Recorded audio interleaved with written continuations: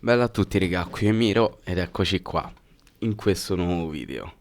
Sicuramente è un video più rilassato, un video più tranquillo, è un video in cui ormai a traguardo ottenuto possiamo tirare un sospiro di sollievo e non dico goderci il momento, ma rilassarci un attimo perché nel complesso, non solo quest'anno, ma proprio in generale, gli ultimi 2 anni sono stati colmi di emozioni, sofferenze, gioie, paure, di tutto e di più.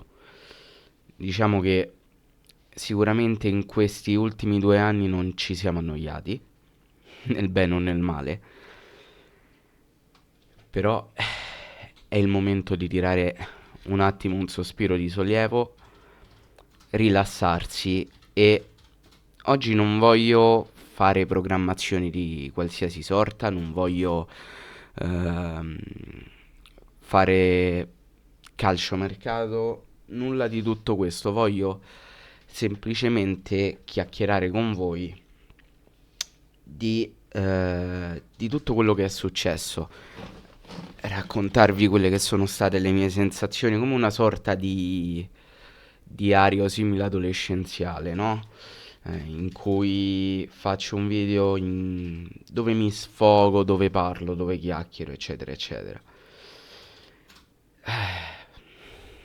Io vi dico che negli ultimi 2 anni ho fatto molta fatica a seguire il Cagliari, vuoi per questioni lavorative, vuoi per questioni personali, però è sempre stato un problema ultimamente cercare di seguire il Cagliari, infatti anche l'ultima partita, quella di ieri con il Sassuolo, io praticamente non l'ho quasi vista, nel senso il primo tempo l'ho visto, ero al lavoro, ma è chiaro che guardare una partita mentre si sta lavorando, specialmente se lavori con il pubblico, ti diventa veramente molto difficile. Poi il tempo di andare in macchina, quindi sentirla per radio, tornare a casa, eccetera, eccetera, non l'ho vista praticamente. E poi chi mi conosce lo sa. Diciamo che negli ultimi tempi sto avendo anche dei problemi di memoria. Cioè, ce li ho avuti da sempre. Però faccio fatica a ricordarmi le partite. Difficilmente mi restano impresse in testa. Quelle del passato sì, ma quelle più recenti molte, molte, molte di meno. E, e quindi è come se mi sembrasse tutto nuovo. Cioè, se io adesso penso che ne so, a Bologna-Cagliari, io qualcosina mi ricordo, ma non mi ricordo tutto. Mi ricordo per esempio il gol di Luvumbo, per dire. Però se mi dite un'altra partita a caso, è capace io quella partita non me la ricordo. E magari l'ho vista per intero, però questo aver visto il Cagliari in questa maniera mi ha portato anche ad avere questo tipo di problematiche. Però sono stati veramente 2 anni intensi dove siamo passati dalla depressione più totale al baratro della C a gioire per la permanenza in Serie A. Io ho letto i vostri commenti e continuo a vedere gente che... Oddio, cioè non gli posso dar torto a chi dice sì, sì, ma siamo comunque quartultimi, quintultimi in Serie A, cosa c'è da festeggiare? Grazie al cazzo che non c'è da festeggiare per il fatto che siamo quintultimi in Serie A, ma preferisco festeggiare per questo fatto piuttosto che incazzarmi per il fatto che siamo retrocessi di nuovo. È ovvio, se arriviamo pure a questo punto di che cazzo festeggiamo a fare perché ci siamo solo salvati, cioè abbandoniamo baracche e burattini e non riesco a capire a questo punto che senso ha essere tifoso, perché non ha veramente senso. Poi è chiaro che io preferirei gioire per un altro obiettivo, ma questo tutti. Non penso che io sia l'unico. Però se ci siamo ritrovati invischiati in questa lotta quest'anno e siamo riusciti a salvarci per un motivo o per un altro, festeggiamo, perché ci poteva dire pure male. Ci poteva dire molto male. Fortuna vuole che il Sassuolo quest'anno con l'infortunio De Berardi è crollato e adesso è ufficialmente in Serie B. Fortuna vuole che c'è stato pure qualcuno peggiore di noi e noi ci siamo riusciti a risollevare un po'. Poi sul fatto che non sono questi dei veri obiettivi, o meglio, non sono queste le cose per cui bisognerebbe gioire, ci potrei anche stare, ma visto che rischiavamo di andare un altro anno in B, festeggiamo, perché questo bisogna fare, bisogna essere felici. In questo momento bisogna essere le persone più felici del mondo, anche perché adesso abbiamo anche una settimana in più per cercare di programmare la prossima stagione, che non sarebbe male come cosa, visto che negli ultimi anni diciamo che la programmazione non è sempre stato il pane quotidiano di questa società e non penso che si possa dire il contrario. Un altro capitolo che a molti potrebbe non piacere, o meglio, alla gran parte potrebbe piacere, ma a qualche elemento potrebbe non piacere. Ranieri. Parliamo di Ranieri. Io a quest'uomo devo tanto. Il suo primo trascorso con il Cagliari, per ovvi motivi anagrafici, non l'ho potuto vivere, non me lo sono potuto godere. Ed è comunque rimasto nei cuori di tutti dopo quell'esperienza. Quest'anno ha fatto degli errori, non si può nascondere questa cosa, è evidente, è palese. E parte di questi errori però non ho la certezza che derivino in toto dal mister. Secondo me c'è lo zampino anche di qualcos'altro o di qualcun altro. Ma tralasciando questo, quando vedo un uomo di 70 anni e passa, che a molti potrebbe non piacere, perché ci sta, non è detto che Ranieri debba piacere a tutto, ma io penso che il rispetto per uomini di questo calibro vada al primo posto, ma a prescindere il rispetto va al primo posto, poi viene il gusto soggettivo. Però quando vedo, e scusate, mi sposto un attimo di qua, quando vedo un uomo di 70 anni che ha cominciato la sua carriera da allenatore col Cagliari, che si è messo dietro a tutto, che ha detto se il problema sono io mi faccio da parte. La squadra gli ha detto no, perché tu sei il nostro condottiero e ci devi risollevare tu. E vedo che poi accade questa cosa qua.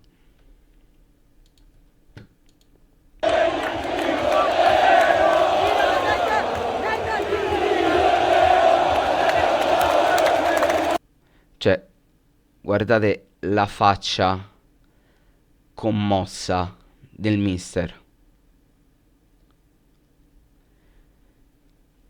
Un uomo di 70 anni, un uomo che ha vinto uno scudetto in Inghilterra con una squadra che era nata e programmata per salvarsi. Un uomo che ha allenato quasi tutte le migliori squadre, sicuramente italiane, se non addirittura d'Europa. Un uomo che è nel calcio da praticamente 50 anni. Si sta emozionando, così sta praticamente piangendo per una salvezza con il Cagliari. E voi tutti sapete quanto la curva nord abbia delle regole, nel senso si sa, perlomeno io so, che credo sia così, non mi sono mai arrivate smentite di questo tipo, che se non mi sbaglio, dal caso Fonseca in poi è sostanzialmente vietato intonare cori a persone singole, perché l'unica cosa che conta, e questo è ovvio e nessuno ce la dovrà mai cambiare, è la maglia. Chi la indossa va, viene, fa quello che gli pare, l'unica cosa che conta è la maglia. Quindi sentire sicuramente, perché c'era sicuramente il tifo organizzato a Reggio Emilia, cantare il coro Risorgeremo, l'ha detto Claudio Ranieri, quindi sentire intonare il nome del mister, di uno che ha veramente dato tutto al Cagliari, anche facendo degli errori, anche rimanendo magari alcune volte sulle sue convinzioni, ma sempre per amore di quello che stava facendo e della città per cui lo stava facendo. È un qualcosa di molto, molto importante e il risultato si vede sulla faccia del mister.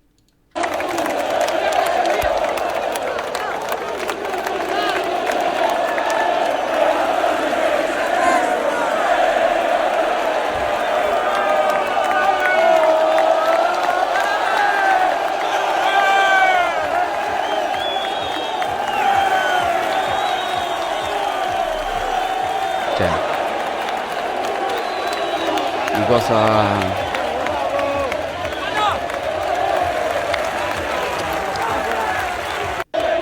di cosa vogliamo parlare? Veramente, dai, di cosa vogliamo parlare? Tra l'altro, effettivamente mi è stato recriminato che nell'ultimo video non avessi la sciarpa. Questa è la sciarpa? No.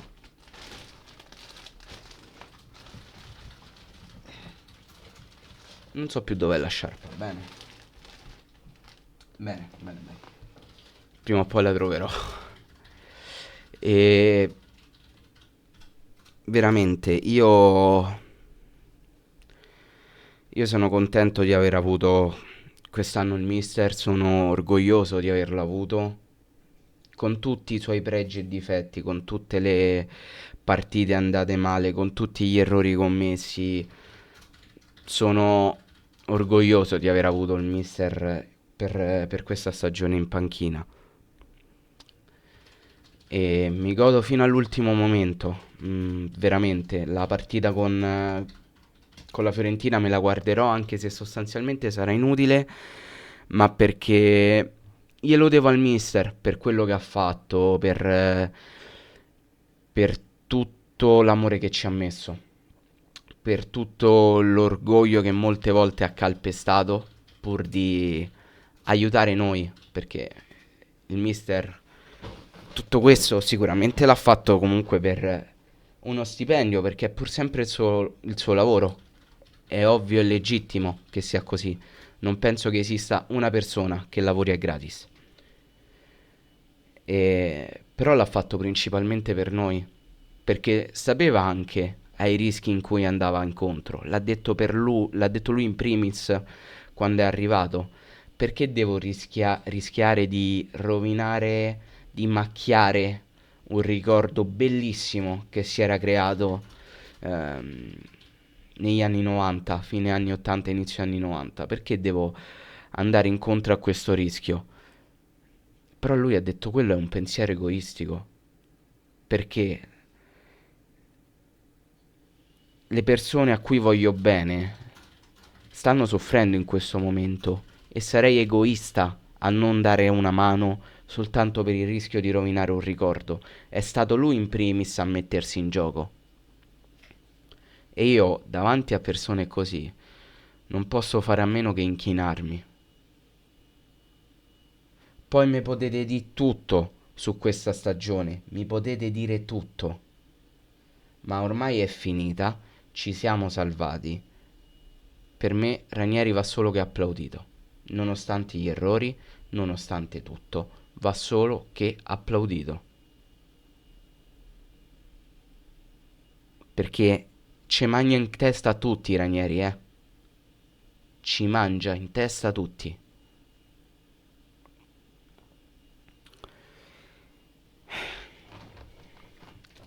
Poi che altro dire, che altro dire? Io devo aspettare a dire alcune cose, o meglio, voglio aspettare a dire alcune cose, non perché io abbia un embargo su cose o altro, perché sto aspettando dei momenti che potrebbero, come potrebbero non arrivare, quindi aspetto a dire delle determinate cose. Posso solo dire che veramente questi 2 anni sono stati impattanti da morire a livello emozionale. Intanto fatemi levare queste. Sono stati molto molto importanti. Io mi auguro e penso purtroppo che rimarrà soltanto un mero augurio che tutto cambi dall'anno prossimo, ma ogni volta che ci salviamo alla fine questa diventa la fase mantra della serie. Pensiamo quest'anno a salvarci, poi penseremo poi dopo al prossimo anno. Abbiamo procrastinato questo prossimo anno per troppo tempo. Sono arrivate retrocessioni, sono arrivate salvezze insperate, sono arrivate salvezze più tranquille, ma non è mai arrivato l'alzare l'asticella. Era arrivato l'anno del Covid, ma poi è andato a finire come è andato a finire. Io non dico che bisogna necessariamente puntare a una competizione europea, non dico che bisogna fare quello che ha fatto il Bologna, però vorrei incominciare a vedere effettivamente una programmazione e questa programmazione potrebbe arrivare anche con mosse banalissime. Una su tutte, il riscatto di Oristagno. A quanto pare l'Inter non è interessata al giocatore. Da quello che ho visto anche nei festeggiamenti, comunque lui sarebbe molto contento di rimanere a Cagliari, potrebbe essere una buona manovra per il futuro. Fare quegli aggiustamenti sulla rosa che ti permetta magari anche di fare una buona figura in Coppa Italia. E con questo non intendo vincerla, ma intendo semplicemente fare una buona figura. Fare una buona figura cosa significa? Cercare di andare avanti il più possibile. Vi ricordo ragazzi che a inizio anni 2000 il Cagliari è arrivato semifinalista in Coppa Italia e se non mi sbaglio lo fece da neopromossa in Serie A. Quindi basta poco, cioè non serve tantissimo. Mo' vi voglio cercare l'annata, se non mi sbaglio è inizio anni 2000.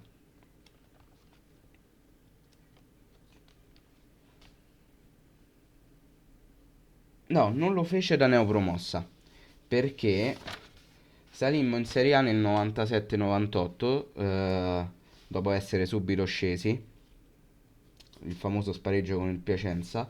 Arrivammo, arrivammo terzi nel 97-98.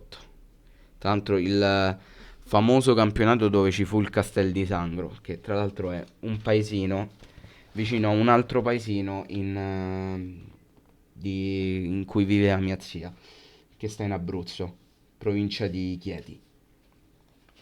Nel 97-98 salimmo dalla Serie B. Nel 98-99 ovviamente facemmo la Serie A arrivando tu, tu, tu, tredicesimi su 18 e guardate un po', era praticamente, no, de qua, il penultimo posto utile per rimanere in Serie A. Vedete? Qua c'è il Perugia che, come c'è scritto qui, andò in Intertoto, però le retrocessioni erano 4. Perugia 14esimo, Cagliari 13esimo. Ci siamo salvati per il rotto della cuffia.